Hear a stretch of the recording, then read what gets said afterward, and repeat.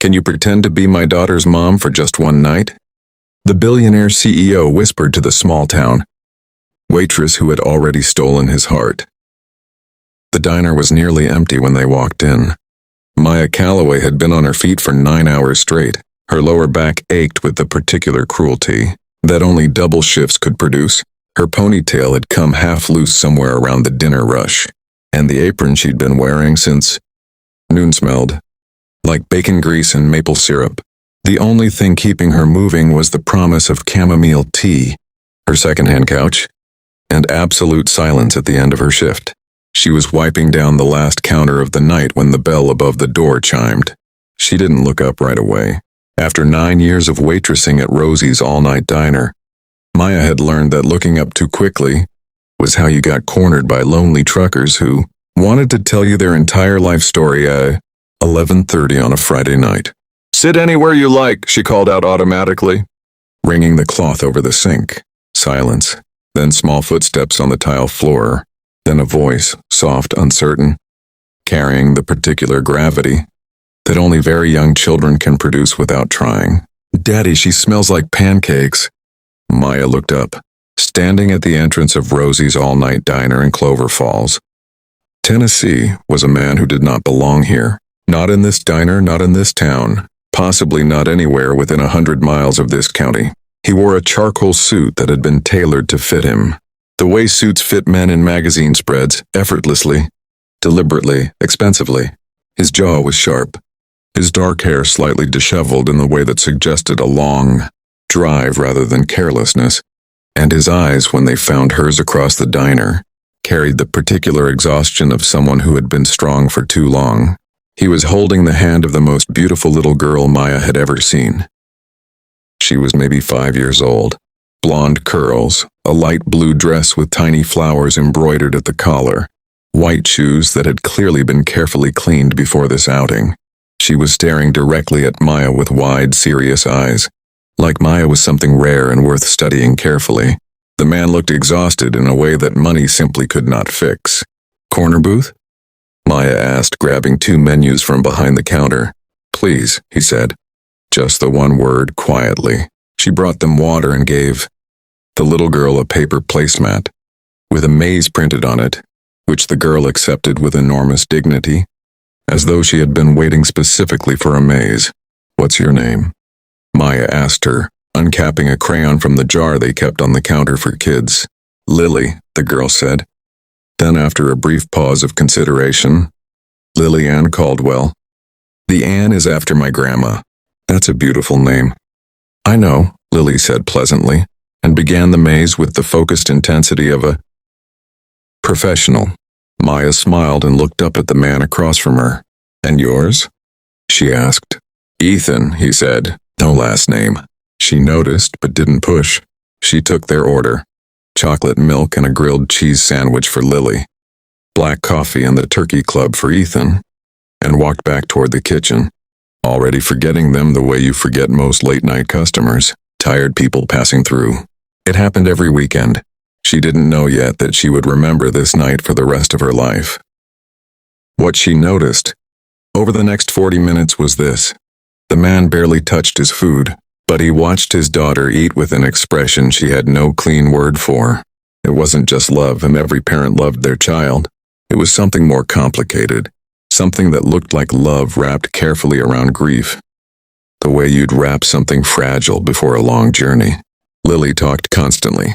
She talked about a butterfly she'd seen on the highway that was probably the biggest butterfly in North America, maybe the world. She talked about her best friend Sophie, who had a dog named Biscuit. She talked about how grilled cheese was basically the best invention in the whole universe, even better than tablets. "Better than tablets?" Ethan raised an eyebrow at his daughter. "Way better," Lily confirmed without a moment's hesitation. Maya was refilling his coffee, the 3rd time, when she laughed at that. A real laugh, not the professional courtesy laugh she'd perfected over years of customer service. Ethan looked up at her when she laughed, and something shifted in his expression, like a door that had been shut a long time opening.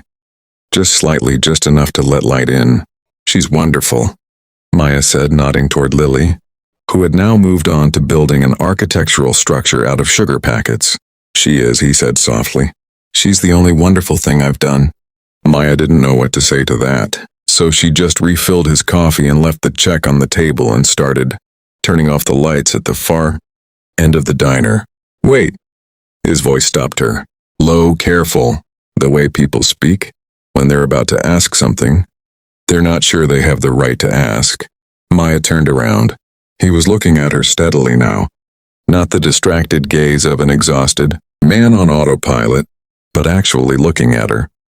The way you look at something when you're trying to figure out if you can trust it. My daughter's school, he began. His voice was measured, each word placed deliberately. They're having a Mother's Day breakfast. Tomorrow morning, he paused.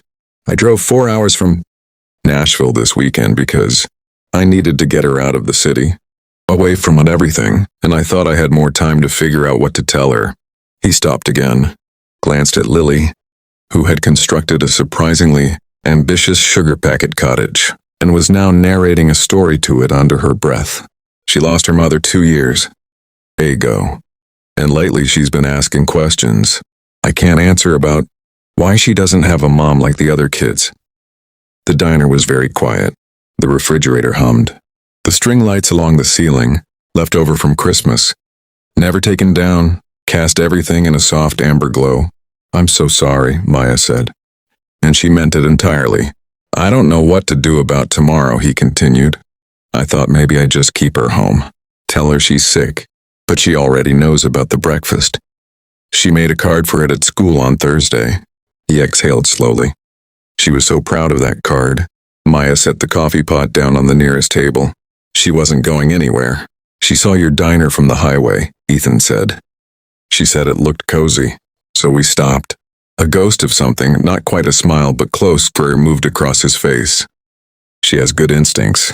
It does look cozy, Maya said honestly, glancing around at the warm wood paneling, the mismatched chairs, the string lights her boss Frank kept promising to take down every January and never did. Ethan looked at her then, really looked, and said the words, that would change everything.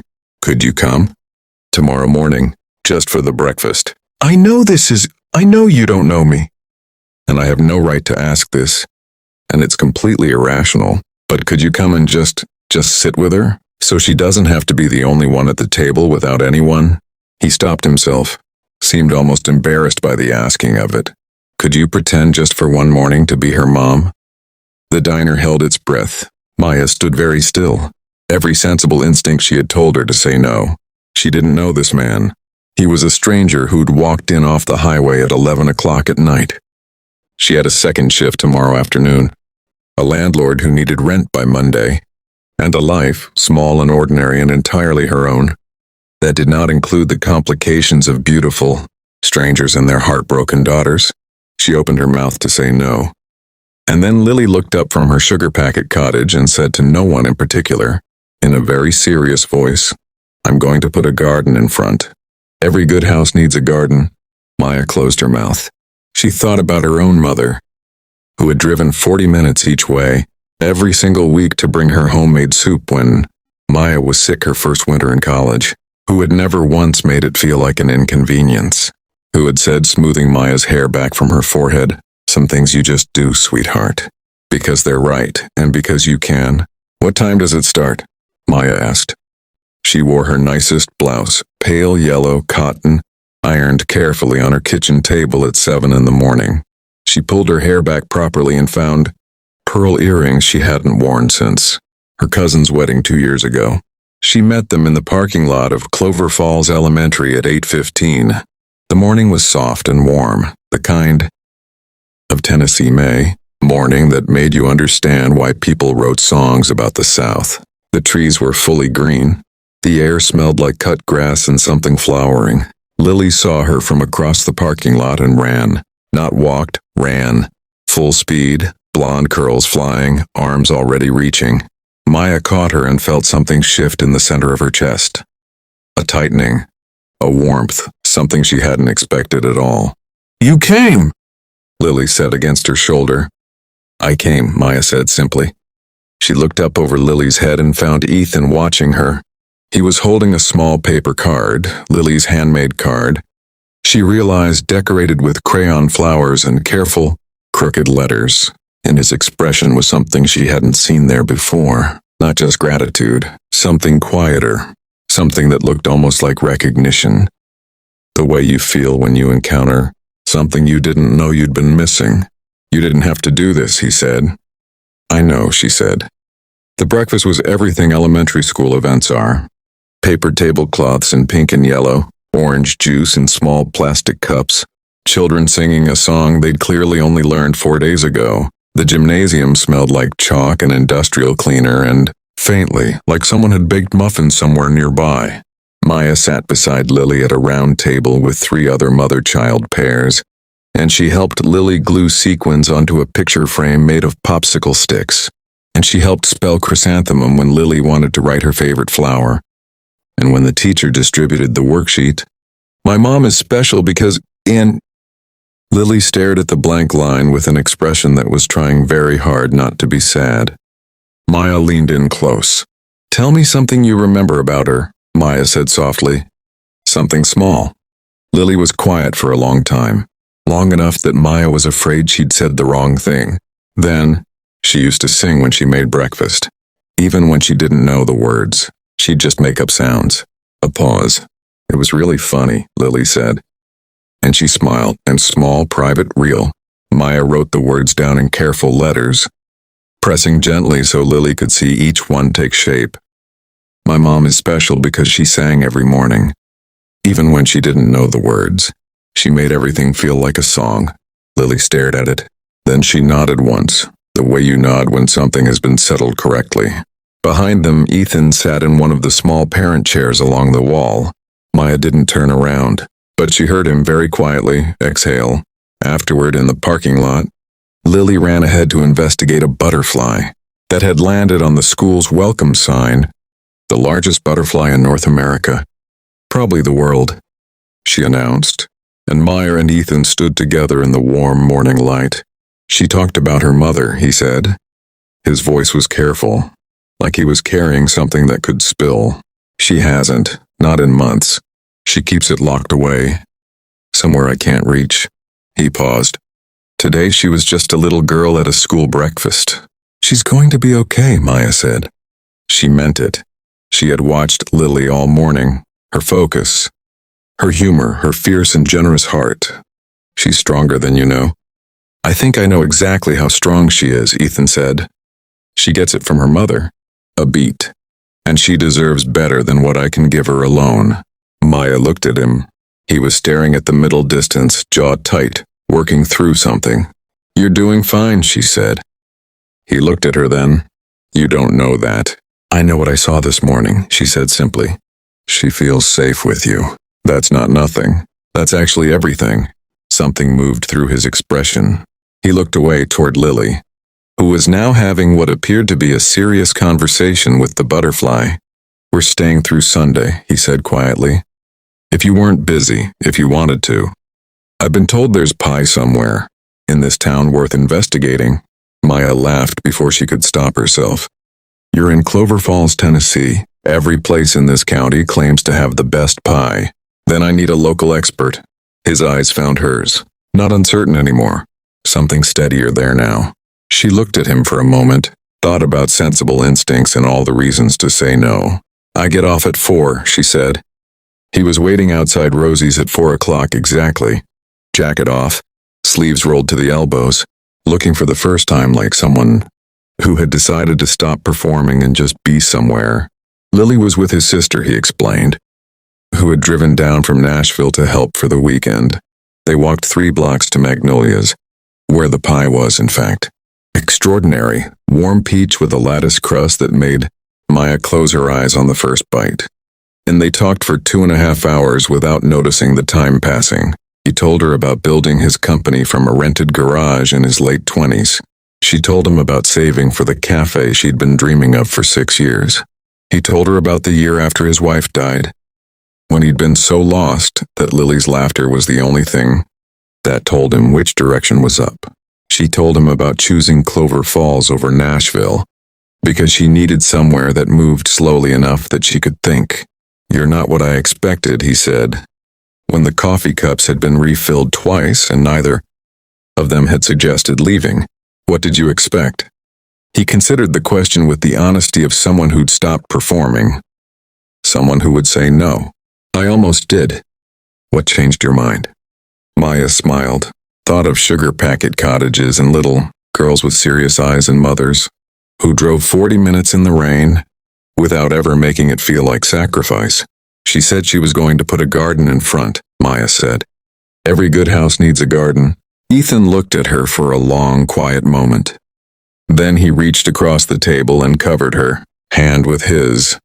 Gently, carefully. "The way you reach for something you're afraid might disappear." Maya looked down at his hand, then up at his face. She didn't pull away. Outside Magnolias, the Tennessee evening was dissolving into gold and rose, the light falling long and soft across the storefronts and the old oak trees that lined the main street of Clover Falls. Somewhere across town, a little girl with blonde curls was probably telling her aunt about the world's largest butterfly, and the waitress who smelled like pancakes in the morning that felt, for the first time in 2 years, like something that could grow into a garden. Some stories don't begin with grand gestures.